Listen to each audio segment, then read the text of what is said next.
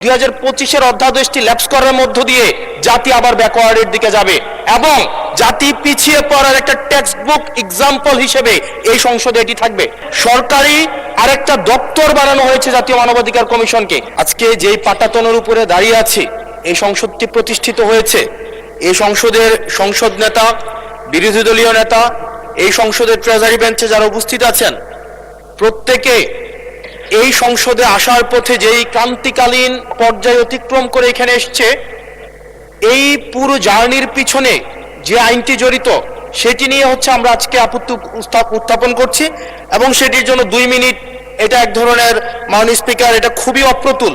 জাতীয় মানবাধিকার কমিশনের যে 2009 সালের যে আইনটি আছে, সে আইনের প্রয়োগ, সে আইনের যেই প্রয়োগ দীর্ঘ 17 বছর ধরে হয়েছে সেটি আমরা দেখেছি। জাতীয় মানবাধিকার কমিশনের নামে বিরোধী দল ও মতকে দমন কমিশন হিসেবে সেটি ব্যবহার করা হয়েছে। বিএনপিকে দমন করার বৈধতা জাতীয় মানবাধিকার কমিশন উৎপাদন করেছে। আমরা জাতীয় মানবাধিকার কমিশনের চেয়ারম্যানকে বলতে শুনেছি, জামাতের নেতাকর্মীদেরকে গুলি করা বৈধ মানবাধিকার টিকিয়ে রাখার স্বার্থে। আমরা জাতীয় মানবাধিকার কমিশন 2009-এ যদি চলে যাই, আমরা মাননীয় স্পিকার 2009-এ যদি চলে যায়, আজকে যদি 2025-এর অধ্যাদেশটিকে ল্যাপস করে দেওয়া হয়, এটি এই সংসদের জন্য আমাদের যে একটা আমরা ফরওয়ার্ডিং একটা মুভে ছিলাম, আজকে এই 2025-এর অধ্যাদেশটি ল্যাপস করার মধ্য দিয়ে জাতি আবার ব্যাকওয়ার্ডের দিকে যাবে এবং জাতি পিছিয়ে পড়ার একটা টেক্সট বুক এক্সাম্পল হিসেবে এই সংসদে এটি থাকবে। 2009 সালের জাতীয় মানবাধিকার কমিশন আদতে কোনো আইন না, এটা হচ্ছে সরকারি আরেকটা দপ্তর বানানো হয়েছে জাতীয় মানবাধিকার কমিশনকে।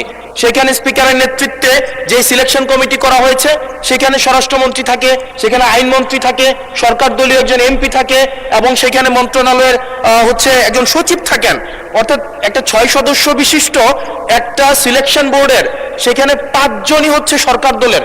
এখন একটা সরকার দলের একটা জাতীয় মানবাধিকার কমিশন, এটা হচ্ছে আমাদের আজকে আমাদের এলজিআরডি মন্ত্রী উনি বলেছিলেন জাতীয় মানবাধিকার কমিশন হচ্ছে একটা মূলত বিরোধী দল কমিশন হিসেবে হচ্ছে ফাংশন করে।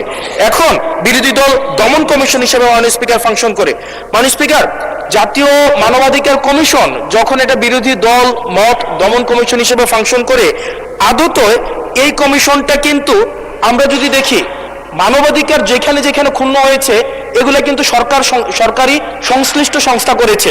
সেখানে বিডিআর, র্যাব, তারপর হচ্ছে আপনার বিভিন্ন বাহিনীদের সেখানে কিন্তু সরাসরি সংযুক্ত আমরা দেখেছি, তারা মানবাধিকারকে ক্ষুণ্ণ করেছে।